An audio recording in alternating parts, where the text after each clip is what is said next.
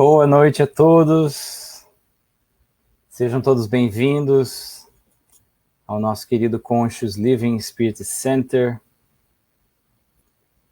Mais uma vez, estamos muito felizes de estarmos juntos, depois de aí um dia longo de trabalho.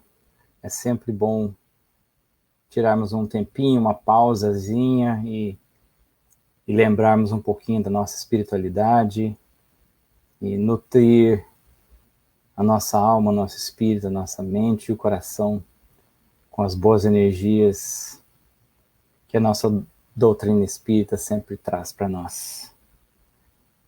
Bem-vindos a todos. Gostaria de pedir para aqueles que estiverem aí no chat, só para confirmar se estão me ouvindo bem, se estão me vendo bem. E nós vamos, como sempre, iniciar a palestra da noite, fazendo uma leitura inicial, hoje do livro Vinha de Luz, do nosso querido Francisco Cândido Xavier, Emmanuel. Vamos passar para a nossa prece inicial. E aí, então, teremos, mais uma vez, a nossa querida Suzana Simões, com a palestra Imortalidade da Alma, Vida Sempre. Sempre bom lembrarmos, né, da imortalidade.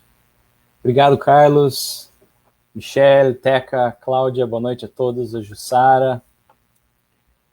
Lição 99 do livro Vinha de Luz. Nos diversos caminhos. E mais uma vez é de um trechinho de Paulo, da segunda carta de Paulo aos Coríntios, que diz assim, no capítulo 13, versículo 5: Examinai a vós mesmos, se permaneceis na fé, provai-vos a vós mesmos. Vamos ver as colocações de Emmanuel a respeito desse versículo. Boa noite, Ednilson, boa noite, Vivi, Iracema e a todos. As diversas atitudes caracterizam os estudantes da revelação nova, do Evangelho, né? Os que permanecem na periferia dos ensinamentos exigem novas demonstrações fenomenológicas, de fenômenos, sem qualquer propósito de renovação interior. Estou falando da doutrina espírita, né? Aqueles que se demoram na região da letra estimam as longas discussões sem proveito real. Quantos são aqueles que preferem a zona do sectarismo, lançando-se às lutas de separatividade, lamentáveis e cruéis?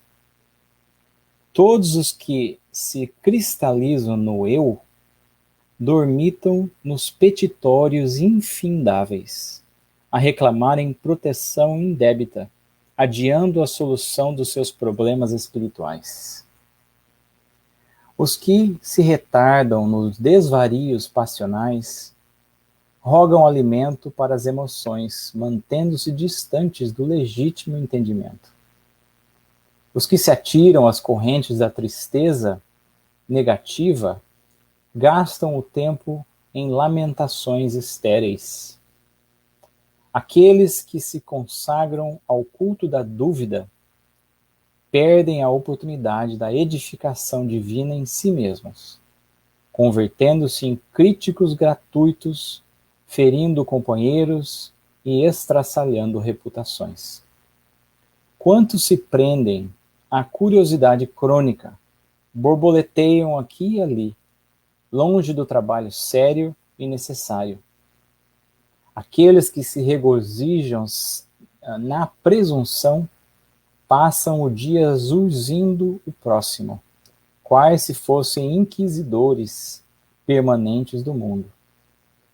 Os que vivem na fé, contudo, acompanham o Cristo, examinam a si próprios e experimentam a si mesmos, convertendo-se em refletores da vontade divina, cumprindo-a fielmente no caminho da redenção.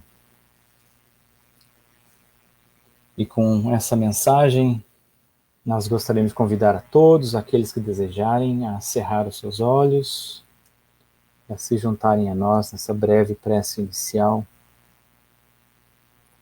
tranquilizando as nossas mentes, aos nossos corações, depois de mais um dia de trabalho, de atividades. Vamos plasmar nas nossas mentes a imagem serena e tranquila do nosso amado Mestre Jesus, olhando por nós, com todo amor, com toda misericórdia, com toda compreensão. Amado Mestre Jesus, agradecemos, Senhor, pelas vossas luminosas palavras e exemplificações que trilharam para nós o caminho do bem, da felicidade. Auxilia, Senhor, que nesses breves instantes nós possamos juntos fazer um esforço de nos mantermos presentes a fim de absorver as explanações da noite, absorver o alimento para a alma, que tanto fortalece a nossa vontade nos momentos difíceis. Agradecemos, Senhor, a presença e o amparo constante dos nossos espíritos protetores, que possam estar conosco nesses instantes, junto dos nossos familiares, em nossos lares. E pedimos, Senhor, que possa ainda auxiliar aqueles que por motivo ou outro não puderem se encontrar, se reunirem conosco. Abençoa, querido Mestre, a nossa querida irmã Susana, responsável pelas explanações da noite de hoje, que ela possa ter a serenidade e a inspiração, a fim de que possa transmitir com segurança e com alegria. E assim, pedimos licença para iniciar a reunião da noite de hoje. Graças a Deus e que assim seja.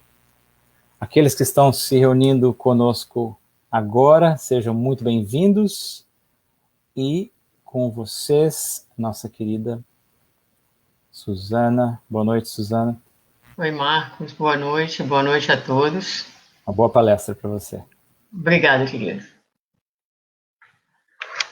Queridos companheiros, boa noite a todos. É uma alegria nós estarmos aqui no início de mais um ano, a nossa primeira palestra no ano de hoje, para falarmos de um tema básico, um tema que é um dos pilares da doutrina espírita, a imortalidade da alma. Hoje em dia fala-se sobre muitas coisas e nós, de tempos em tempos, gostamos muito de voltar a esses pilares que são exatamente a base onde todo o edifício da doutrina se ergue e hoje em dia todo o cabedal de conhecimento trazido por espíritos diversos também se apoia, não é? Nesses pilares. E são pilares que, apesar de básicos, eles explicam as nossas existências, explicam o porquê das nossas lutas, explicam as diferenças, as dores e, acima de tudo, nos ajudam a encontrar razão para viver e razão para estarmos vivos dentro da nossa vida. Nós estamos entrando no ano de 2021, não é? Dentro ainda da situação desafiadora e um tanto grave da pandemia.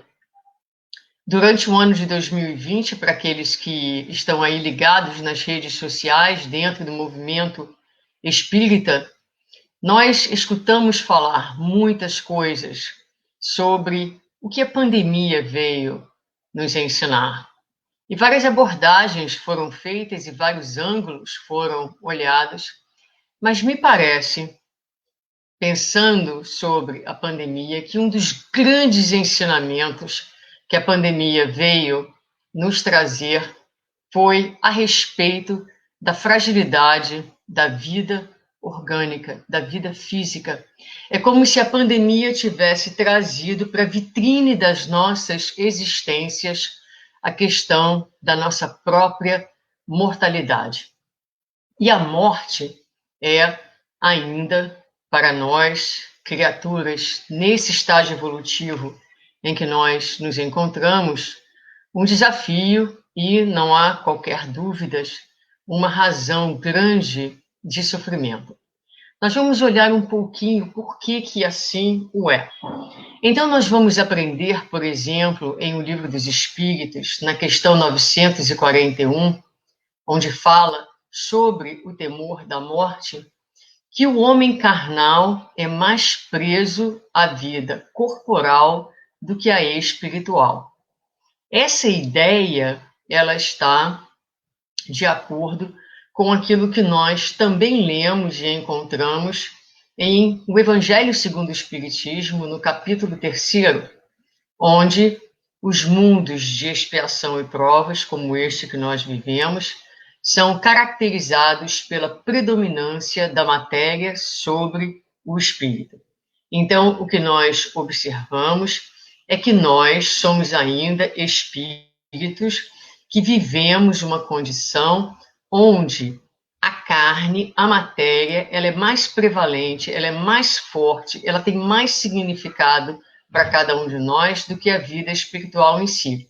Significa dizer que nós nos identificamos profundamente com esse mundo material, a tal ponto que dele muitas vezes nós vamos extrair, por exemplo, o nosso valor. Temos valor quando somos jovens, temos valor quando somos bonitos. Então, todas essas características são características materiais, daquilo que a gente vê, daquilo que é concreto. E nós ainda, de forma bastante significativa, nos inclinamos sobre estes valores para, como dissemos, extrair o nosso próprio senso de valor. Parte do desafio que nós vivemos é a relação que existe entre o corpo e a matéria. Essa relação, ela é explicada pelo Espírito Emmanuel no livro Roteiro. E é muito interessante porque quando nós falamos da morte, e falamos da morte querendo falar para as pessoas que a morte é libertação, muitas vezes as pessoas têm dificuldade de entender esse conceito. Como é que a morte é a libertação? Não é?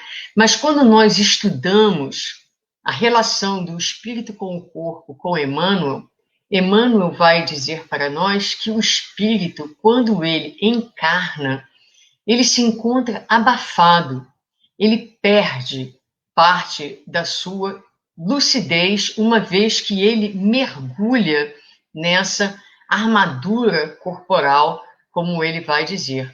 Então, Emmanuel diz: isolado na concha milagrosa do corpo, o espírito está reduzido em suas percepções a limites que se fazem necessários. A esfera sensorial, ou seja, os sentidos do espírito, né? Aliás, perdão, a esfera sensorial, os sentidos físicos, o tato, o paladar, o olfato, a audição. Então, esses sentidos funcionam para o espírito imortal como uma câmara abafadora. Visão, tato e audição, continua Emmanuel, padecem enormes restrições. O cérebro físico para o espírito é como se fosse um gabinete escuro. Então, meus irmãos, vamos começar trabalhando essa ideia na nossa mente, porque é importante que ao final da nossa reflexão, essas ideias comecem a tocar as fibras da nossa alma e nós entendamos, não só cognitivamente, mas sensorialmente, do que estamos falando. Para o espírito, a matéria é uma concha limitadora. Emmanuel vai usar a expressão como o espírito se encontra dentro das grades dos sentidos fisiológicos ou aprisionado no castelo corpóreo. Os sentidos, audição, tato, olfato, são exíguas frestas de luz. Então, quando o espírito encarna neste corpo material, neste corpo denso, neste corpo pesado, ele perde de forma muito significativa a sua capacidade sensorial, a sua capacidade de percepção, a sua capacidade de pensar, a sua visão, a sua percepção das coisas. E porque o nosso corpo é ainda um corpo muito denso, o espírito perde a sua lucidez espiritual. No nível evolutivo em que nós estamos, então, o espírito ele fica muito afastado, digamos assim, do mundo espiritual. Em mundos mais avançados, onde o corpo é menos denso, porque os espíritos são mais evoluídos e a evolução do corpo acompanha a evolução moral das criaturas, os espíritos, apesar de encarnados, estão em contato mais constante e mais fácil com o plano espiritual. Para nós, em nossa condição evolutiva, ao encarnarmos no corpo, é como se nós perdêssemos contato. Como Emmanuel diz, os sentidos são exíguas, umas frestinhas de luz que permitem que nós enxerguemos para além dessa carcaça que aprisiona, digamos assim, o nosso espírito. Sendo assim, quando nós olhamos a questão da morte, né, seja ela da nossa própria morte ou da morte de nossos entes queridos, naturalmente, esse assunto é um assunto bastante desafiante para criaturas na nossa condição, numa condição de desconexão com aquilo que é o essencial, que são as coisas do espírito, mas também numa realidade muito grosseira, muito densa. Então, quando um ente querido se vai, naturalmente, a criatura passa por aquela fase normal, natural, legítima de saudade, de dor, de vazio, de um buraco que se enche e aquela saudade que toma conta dos nossos dias. Esse sentimento, como nós dissemos, essa tristeza que acontece, porque aquele ser encarnado, aquele corpo físico com quem nós lidamos por tanto tempo, já não está mais ali, ela é uma saudade, uma tristeza legítimas, como dizem os espíritos Allan Kardec, na questão 934 de O Livro dos Espíritos. Kardec, olha a pergunta, ele vai perguntar aos benfeitores espirituais: a perda dos entes queridos, que nos são caros, não nos causa dor tanto mais legítima quanto é irreparável e independente da nossa vontade? Ou seja, a perda dos entes queridos, essa dor não é legítima tanto quanto ela é irreparável e independente da nossa vontade? Ou seja, não tem jeito, a gente vai sentir essa dor? E o que os espíritos respondem? Eles corroboram com Kardec dizendo: essa causa de sofrimento, veja que eles não disseram tolos, por que sofreis? Porque às vezes os espíritos falam assim. Eles dizem: essa causa de sofrimento atinge tanto o rico quanto o pobre. Representa, sim, uma prova ou uma expiação, e é uma lei para todos.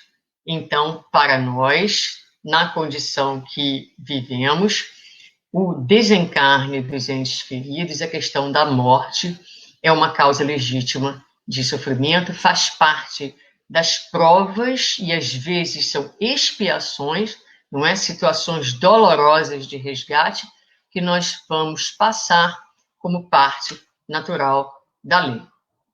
Então, falar sobre a morte para nós é difícil. Por quê? Porque é doloroso e porque nós nos identificamos com a matéria. Mas A verdade é que, apesar de ser difícil, de ser doloroso, não é? Seria importante, é importante que nós pensemos e falemos na morte. Muitas vezes esse é um assunto evitado, proibido, não pensado necessariamente pelas criaturas, não articulado. Às vezes, se você fala, porque fulano vai fazer um testamento ou qualquer coisa em torno desse tema, as pessoas falam, ai, mas que coisa triste, por que vai fazer isso, por que está pensando nisso? Ou se você tenta falar o que você quer no fim da sua vida, não é já pensando, antevendo a sua própria morte, as pessoas perguntam, mas você está bem? Por que você está falando dessas coisas tão depressivas, não é? E o assunto da morte, ele fica quase como que proibido. E a gente tenta viver como se isso não fosse acontecer. Muitas vezes deixando para lidar com assuntos importantes relativos à morte, no momento que já não é mais o ideal. Teria sido ideal se nós tivéssemos parado para pensar neste fenômeno que, como Joana de Ângeles diz, morrer é parte da programação existencial que ninguém poderá se eximir. Não te creias em regime de exceção ante a morte, porque esse privilégio não existe. Então, se esse privilégio não existe, se a morte física é parte natural do programa existencial, de novo, talvez fosse mais saudável que nós conversássemos, falássemos, lidéssemos com a morte de frente, ao invés de fingir que ela não virá.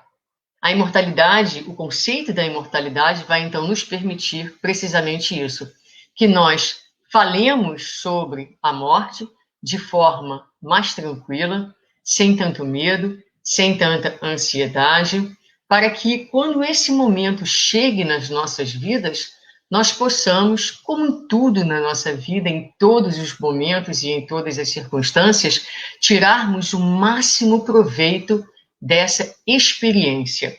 Porque muitas vezes, quando nós observamos, se a criatura tem a capacidade, diante da proximidade da morte, seja isso uma questão de semanas, seja isso uma questão de talvez alguns meses, se a pessoa tem a capacidade de entrar nesse momento, trazendo dentro dela a certeza da imortalidade, ela terá a capacidade de aproveitar esse momento que é absolutamente divino, importante e significativo na vida do espírito, porque muitas vezes, nessa hora, onde o corpo físico, que era a referência mais forte, começa a se desintegrar, a se decompor, digamos assim, a parar gradativamente, não é? Já não mais influenciando o espírito de forma tão abafadora.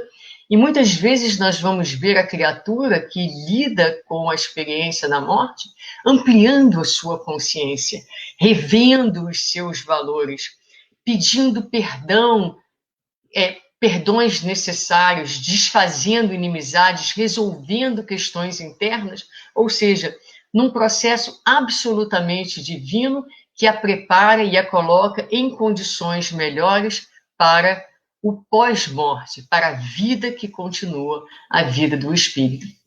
Então, se nós pudermos falar sobre a nossa morte, o que você quer nos seus últimos dias da existência? O que será importante para você? Que experiências, que pessoas você quer ao seu lado?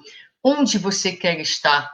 O que importa para você? Dias prolongados ou dias com qualidades? Tudo isso nós podemos conversar, tudo isso pode ser falado com mais naturalidade quando trazemos dentro de nós a certeza absoluta da nossa imortalidade. Mas a imortalidade também nos ajuda, de forma significativa, a lidarmos com a perda dos nossos entes queridos, vivendo a dor natural e legítima da perda, sem perdermos o nosso chão, sem perdermos o endereço de nós mesmos, mas, acima de tudo, capazes de continuar, de nos levantarmos, ainda que doloridos, sabendo com a esperança, com a certeza absoluta de aqueles afetos, aqueles amores da nossa alma continuam ligados a nós, vivos, na verdade, mais vivos do que nunca, porque quando o espírito volta à vida espiritual, ele volta à sua casa, ele volta à sua condição natural, uma condição com muito mais vida. Então, nós lidamos com a dor, sentimos, mas sabemos, este amor está livre e prossegue vivo. E eu agora sigo honrando a sua memória e o seu afeto, vivendo o melhor que eu puder os meus dias, para que a minha vida também seja cheia de sentido e um dia nós possamos nos reencontrar. E, finalmente, a imortalidade vai nos ajudar na nossa chegada e adaptação ao mundo espiritual, ao qual nós abordaremos um pouquinho mais para frente. Mas então, se a questão da imortalidade é assim tão fundamental e nos ajuda em questões e momentos tão críticos da nossa existência, é importante que nós aprofundemos um pouquinho essa questão. E vamos fazer um rápido bate-papo, um ping-pong aqui, entre algumas questões de O Livro dos Espíritos, começando com a questão 23, onde nós vamos rever rapidamente 10 questões. Questão 23, onde Kardec pergunta aos espíritos o que é o espírito. E aí nós vamos aprender que há no universo o elemento material que dá origem a todas as coisas e um elemento espiritual que dá origem aos espíritos, que são o princípio inteligente do universo. E na questão 76, Kardec vai então perguntar aos espíritos que definição se pode dar dos espíritos. E aqui, quando ele pergunta dos espíritos, ele usa espíritos com E maiúsculo. E os espíritos vão responder de novo.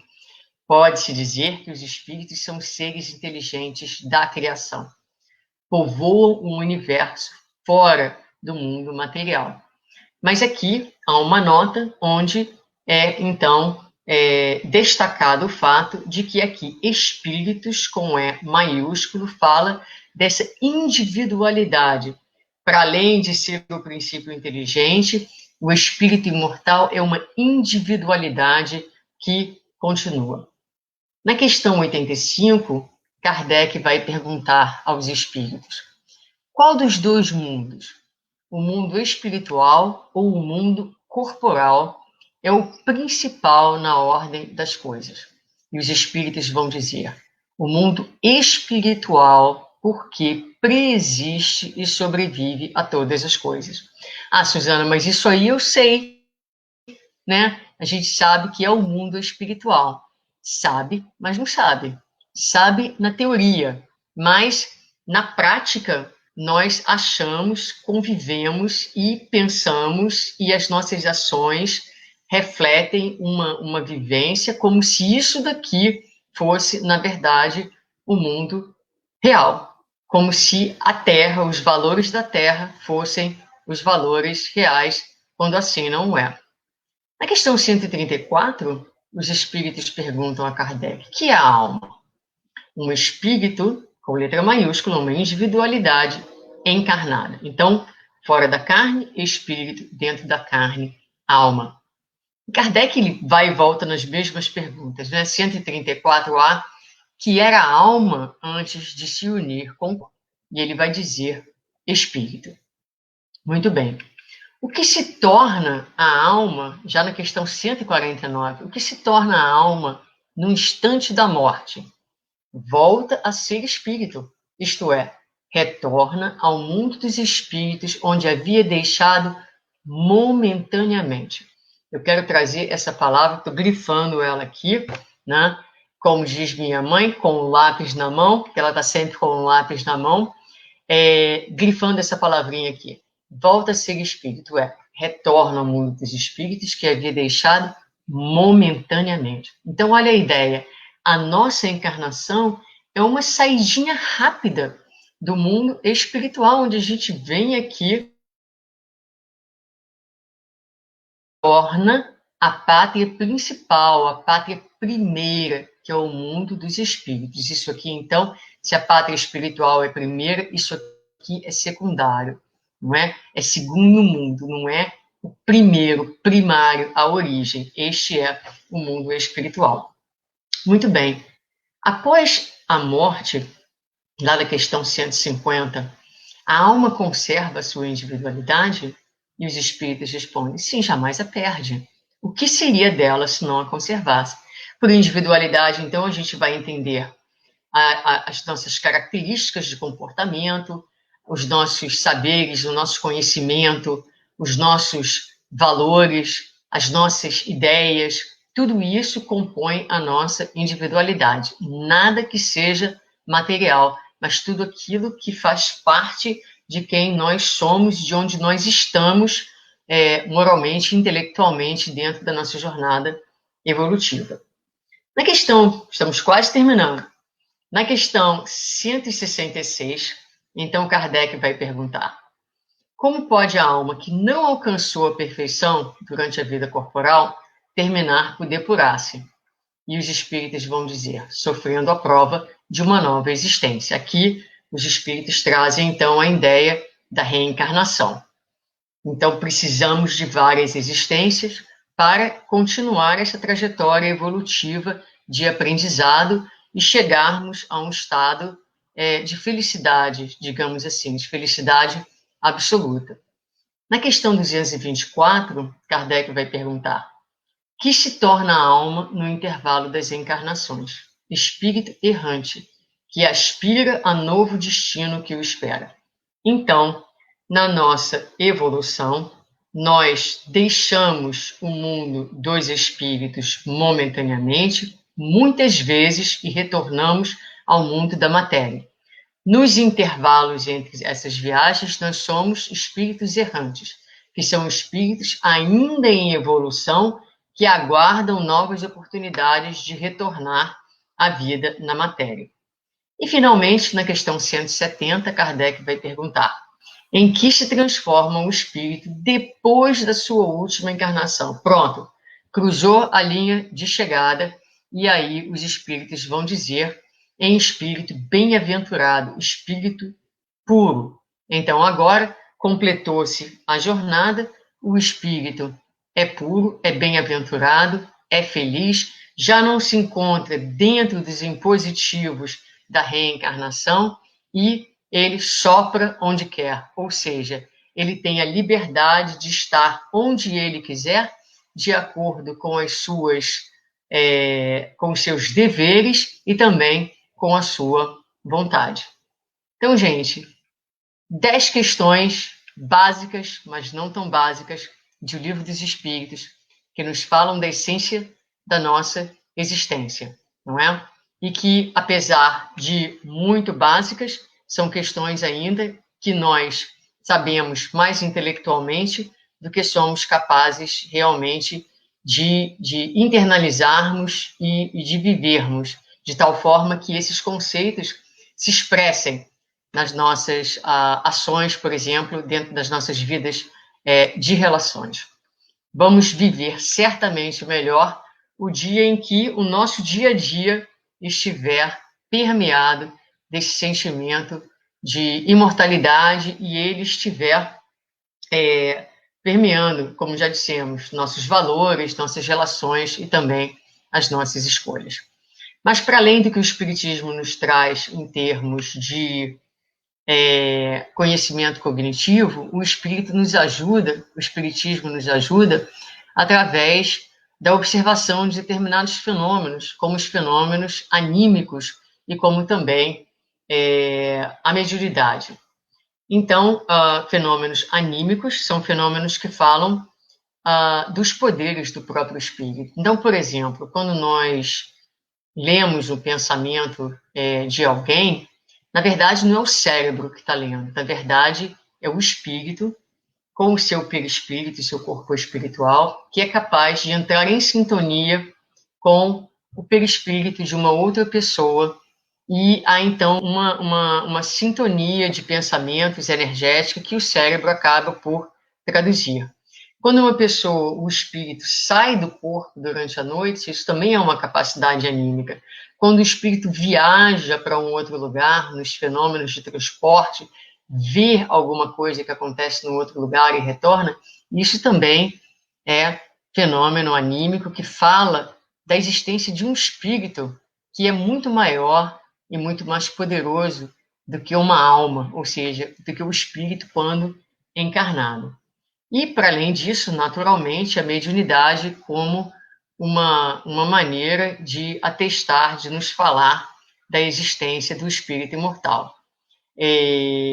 Ernesto Bozano tem um livro chamado Animismo ou Espiritismo, onde ele questiona exatamente se é o animismo ou a mediunidade que provam a imortalidade da alma, e ele vai concluir que, na verdade, os dois fenômenos falam sobre a imortalidade da alma. E quando nós pensamos em animismo e mediunidade, nos ocorre a transfiguração de Jesus no Monte Tabor, como uma das passagens do Evangelho que nos fala de forma mais magnífica e esplendorosa sobre a questão da imortalidade. E nós vamos rapidamente rever a passagem para podermos, então, aprofundar um pouquinho o entendimento dessa passagem de Jesus e como ela pode nos ajudar nesse momento.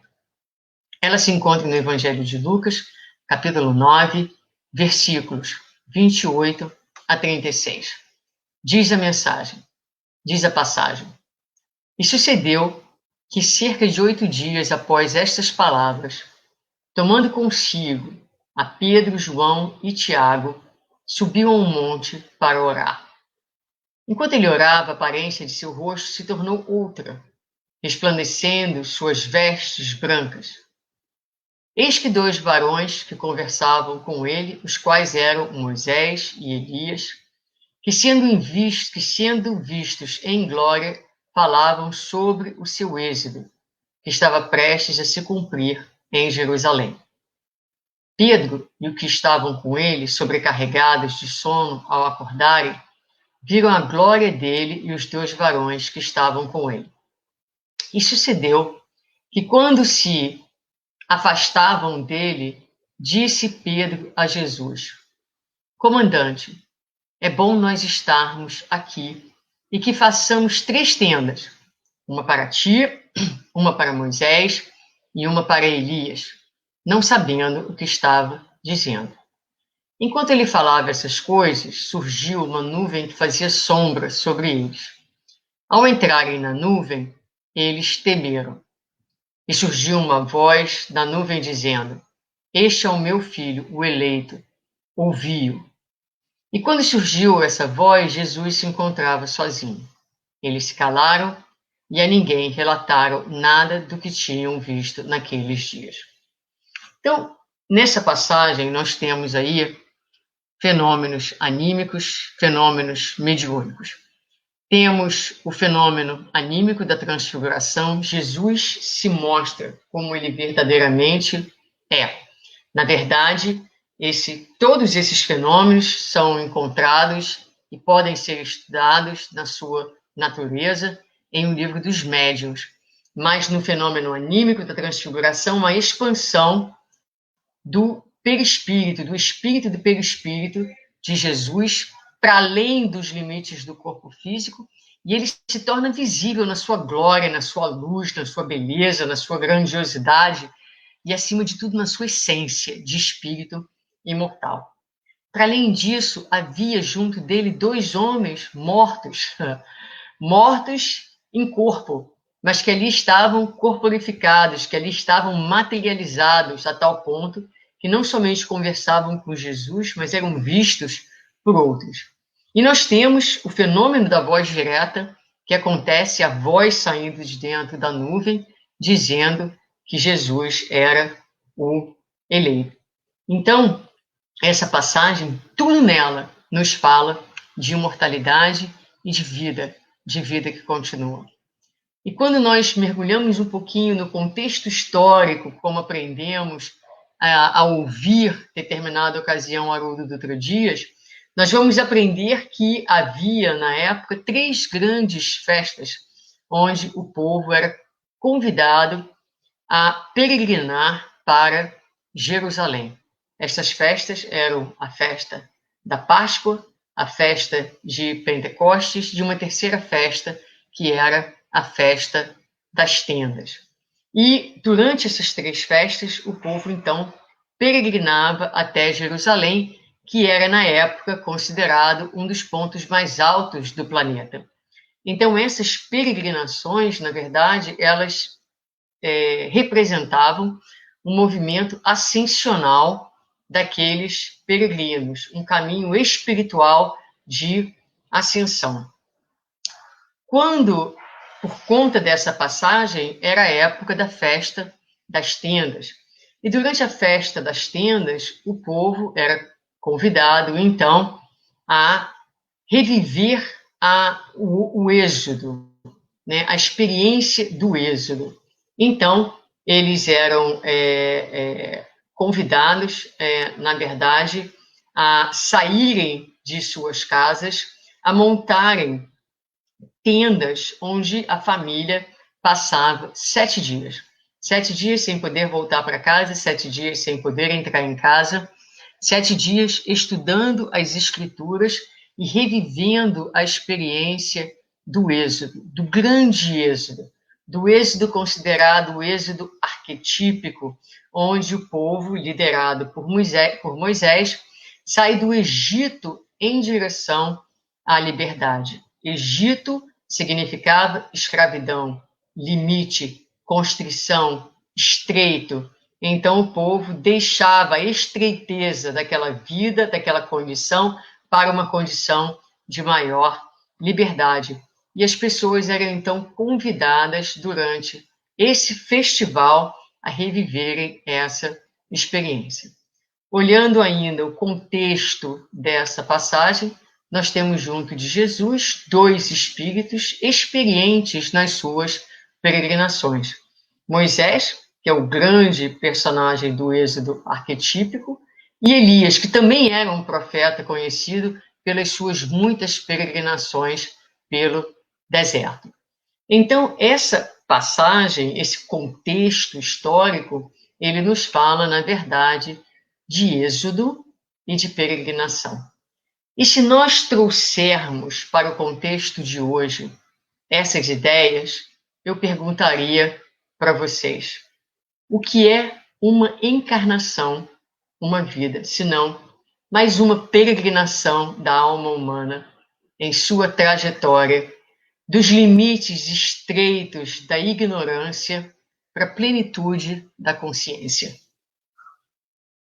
O que não é a nossa encarnação, senão um desses momentos em que nós momentaneamente saímos da nossa casa e armamos uma tenda temporária dentro de um movimento de crescimento na direção da liberdade que vem do conhecimento, que vem da vivência do amor através das múltiplas encarnações. E eu perguntaria a você, como escutei de Haroldo em determinado momento: você mora aqui? É isso mesmo? Você mora aqui, nesse lugar onde você está? Não, nós não moramos aqui. Na verdade, nós estamos aqui armando tendas. E cada um de nós nessa existência é um peregrino que carrega a sua tenda, que carrega o seu corpo. Ninguém mora em tendas. Tendas são casas temporárias para espíritos que são peregrinos ou errantes, ou seja, espíritos ainda condicionados, onde as peregrinações são impostas e necessárias, porque através dela, principalmente dessas peregrinações momentâneas, que nós vamos atingir o estado da bem-aventurança um dia, o estado da felicidade, o estado da paz. Essa ideia é uma ideia muito, muito importante. Não só da gente pensar, da gente falar, nossa, uau, pode ser, que bacana isso. Mas quando nós sentimos a nossa vida, ampliamos o conceito da nossa existência e nos pensamos como peregrinos. Veja, a nossa família são todas pessoas que se unem a nós temporariamente. Ninguém pertence a nós, nós somos peregrinos. A nossa vida é muito maior do que as circunstâncias do dia de hoje. Nós somos peregrinos no universo e somos herdeiros do universo também. Então, se nós começarmos não somente a pensar, mas sentir que nós estamos aqui momentaneamente, as pessoas estão aqui momentaneamente, a única coisa que não é momentânea, meus queridos, é o amor, são os laços de afeto que sobreviverão a todas as peregrinações. E, em verdade, quanto mais nós peregrinarmos, mais esses afetos irão se fortalecer na esteira do tempo. Quando nós voltamos à passagem, vejamos que Pedro tem a intenção de, talvez, assim, feliz com a intimidade daquele momento com Jesus, imagina Elias e Moisés, ele pensa, não vamos descer para as festividades, não, vamos ficar aqui em cima do monte, vamos armar as nossas tendas aqui, uma para mim, uma para Elias, uma para Moisés, e o texto diz categoricamente que ele não sabia o que ele estava dizendo. E por que não?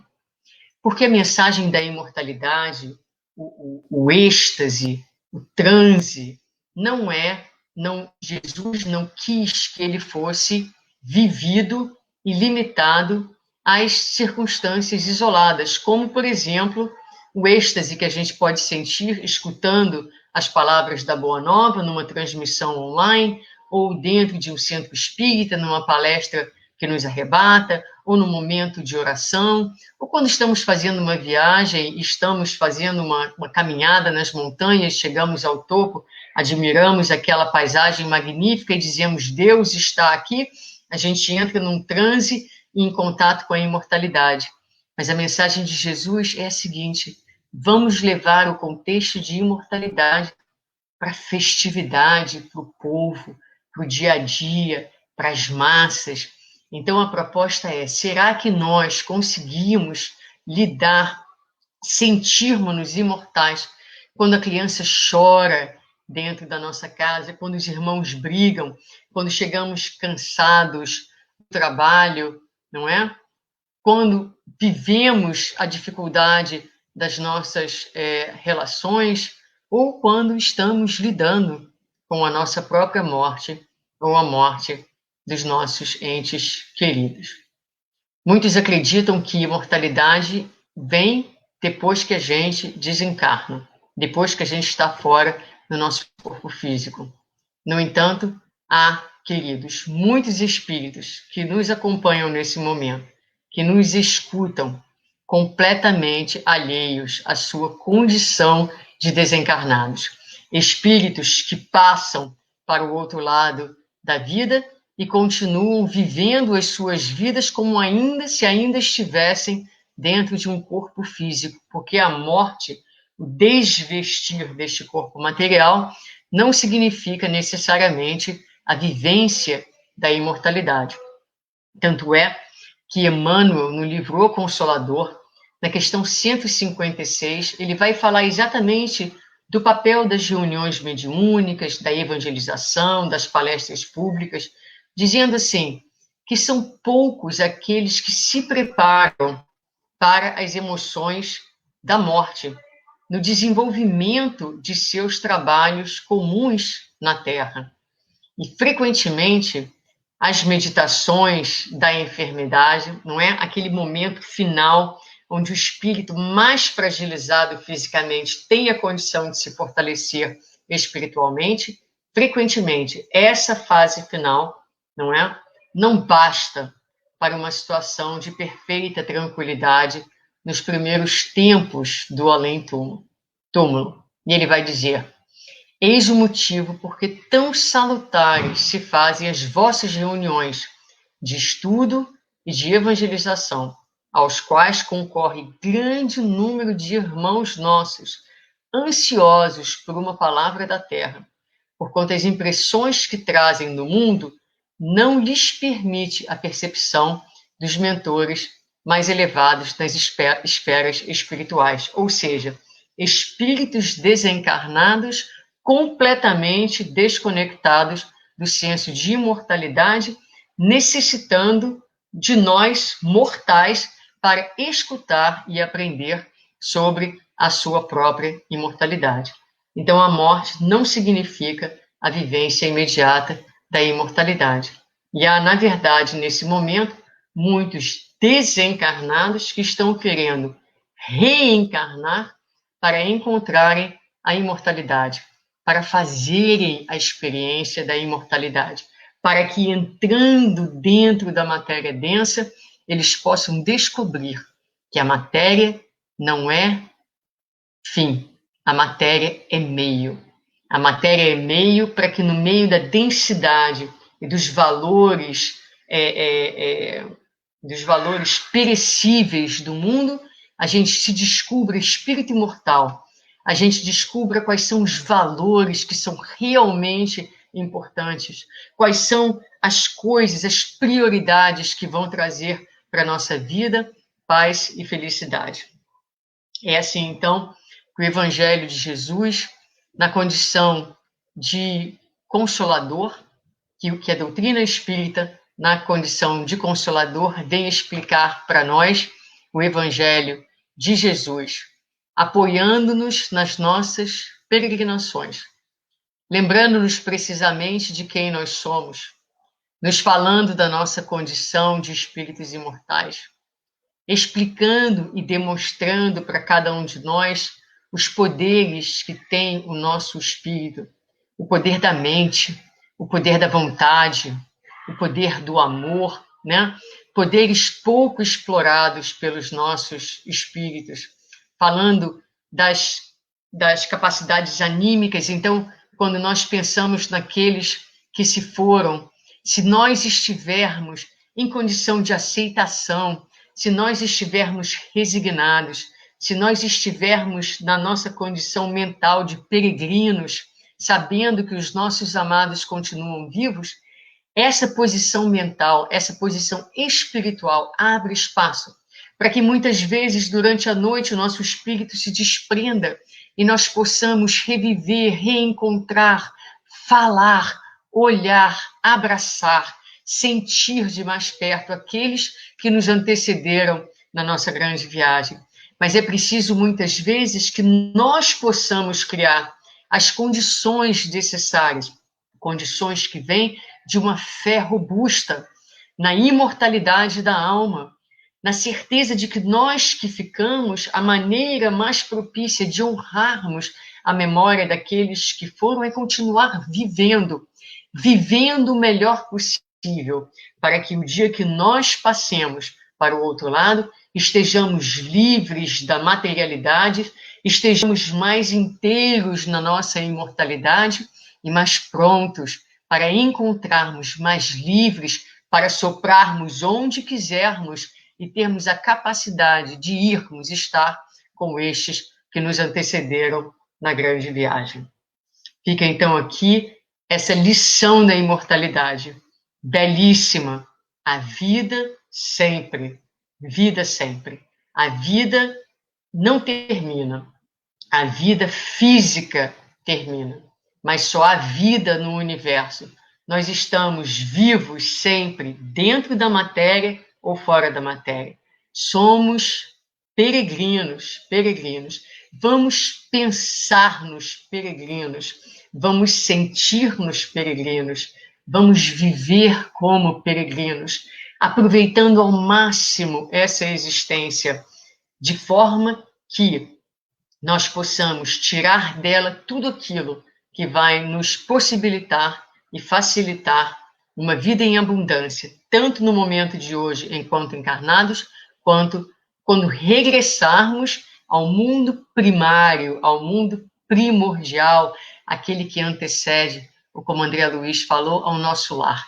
Não a colônia espiritual ao nosso lar, mas ao nosso grande lar, onde um dia todos nós nos reuniremos através das vibrações de simpatia, através das vibrações de amor que vão sempre nos atrair e sempre proporcionar os reencontros que naturalmente dão sentido e felicidade às nossas existências.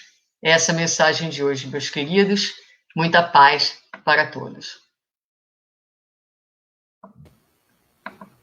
Suzana, muito obrigado. Que reflexões tão reconfortantes, tão encorajadoras, nas dificuldades que muitas vezes a gente passa e no mundo revolto aí fora. As suas palavras e as lembranças dos ensinamentos de Jesus e da nossa amada doutrina espírita enchem os nossos corações de ânimo, de alegria.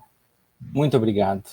Estou vendo aqui muitas mensagens da Jussara, a Luciana,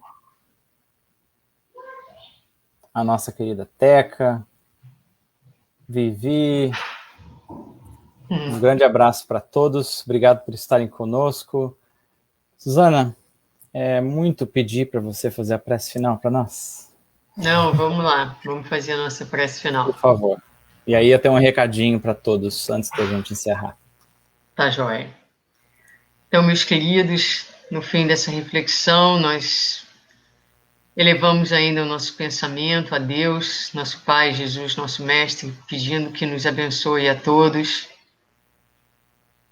que Ele possa nos fortalecer nessa nossa jornada, lembrando-nos sempre de quem somos, do propósito das nossas existências, dando-nos força para nos levantarmos, mesmo nas horas em que estivermos chorando, sofridos, cansados, mas sempre com os olhos para cima, sem perdermos a esperança naquilo que vamos ser um dia, sem perder a esperança em dias melhores, confiando sempre na justiça e na misericórdia de Deus, no controle de Deus, entregando-nos de corpo e alma a esta força organizadora e ordenadora de todo o universo, pedindo a Deus, nosso Pai, que nos abençoe, estendendo as bênçãos dessa hora a todos aqueles que choram e sofrem, a todos aqueles que fazem a transição, a todas as famílias que vivem a dor da perda física, da perda temporária,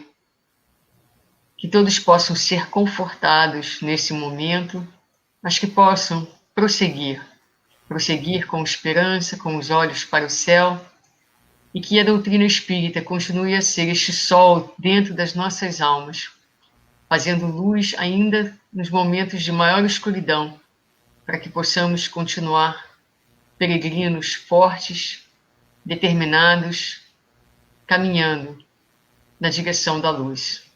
Abençoe a esta humanidade, as nossas casas, aos nossos amados, a cada um de nós que aqui está, encarnados e desencarnados, que possamos receber um abraço amoroso, vibratório, energias salutares que possam fortalecer os nossos corpos físicos e espirituais, ajudando-nos na continuidade das nossas tarefas durante a semana que vem. Que assim seja, graças a Deus. Graças a Deus. Obrigado, Suzana. Eu vou dar um recadinho rápido aqui para todos, que a nossa querida Abigail me pediu. Na verdade, é um lembrete sobre o retorno da palestra iterativa de segunda, que vai voltar a estudar as parábolas e as curas de Jesus. Lembrando a todos, então, nas segundas-feiras, começando agora dia 1º de fevereiro, já estamos entrando em fevereiro, incrível, 8 da noite, e vai ser transmissão pelo Zoom. Então fiquem ligadinhos, aqueles que estão no WhatsApp do Conscious Living vão receber o lembrete, e também no Facebook, e talvez no website, tá bom? Então participem. E o último lembrete, logo acima ali da nossa querida Suzana, tem um QR Code, e nós estamos mantendo as atividades virtualmente, e sabemos que a situação para muitos é uma situação complicada, mas aqueles que puderem e desejarem fazer uma doação para nossas atividades, para mantermos as despesas que ainda temos, nós agradecemos em nome da direção e todos os voluntários do Conscious Living. E com isso, obrigado a todos, desejamos a todos uma boa noite e uma abençoada semana e até a próxima. Tchau, tchau. Boa noite.